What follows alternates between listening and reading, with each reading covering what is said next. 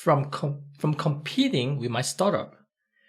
Well, this is a very good question that the person asked, and I thought of just telling you guys some of my thoughts about this, and it's quite not unusual for people to ask these questions. So here are my answers actually, and I'm going to discuss it with you guys, and I'm going to give you some examples. Have you ever thought of this? I'm going to start with a few stories. Have you heard of MSN Messenger in Yahoo Messenger? Why did not they think of WhatsApp? How about why Microsoft didn't outcompete Facebook?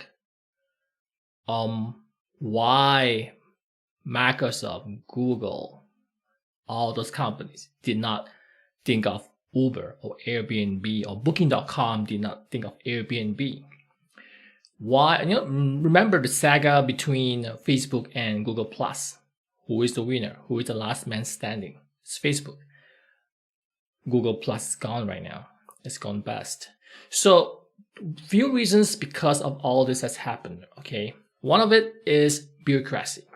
When a company gets too large, you have a lot of inherent bureaucracy inside the company. Decision making is going to take forever to make.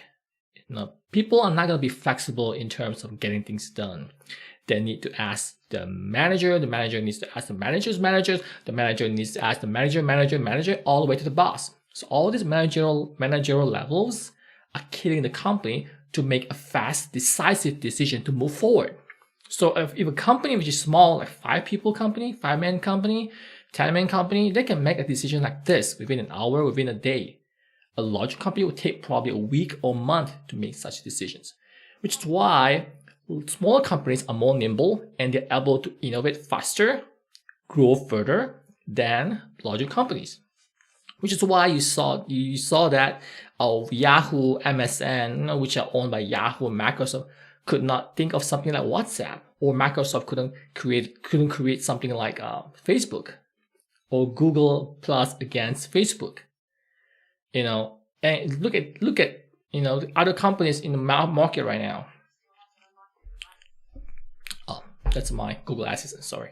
So there's another reason, is that risk aversion. Big brands, big companies, Microsoft, Google, Facebook, all this, they cannot risk losing their brand image. Imagine if they come up with a broken app, a broken solution that didn't look good on them. Nobody really wanted. It'll be on news immediately. That's a risk that some of them could not take. Also, the managers working in those big companies are also risk averse because they want to keep their jobs. They don't want to get fired. So they don't want to come up with ideas, crazy ideas, innovative and crazy mind-blowing ideas, which could put their job, their career in the company at stake. So they're kind of being institutionalized. In other words, okay, that's another reason. The final reason is that, you heard of this book called Innovator's Dilemma. Well, this book basically dramatized or terrorized what I just mentioned today. Most of the companies, large companies, which are trying to innovate, they tend to innovate incrementally to serve their existing customers, enough to maintain their revenue growth, profit growth. Those are the things that matter to them, not coming out with a mind-blowing idea like, I don't know, Uber, Airbnb, what else? TikTok, things like that. So they couldn't take that kind of risk. Therefore, they could not come up and compete with other smaller companies, startups basically. And so what I'm trying to say is, you don't really have to worry about this, because the idea here is eventually those larger companies are going to buy you out, are going to acquire your startup if your startup becomes successful.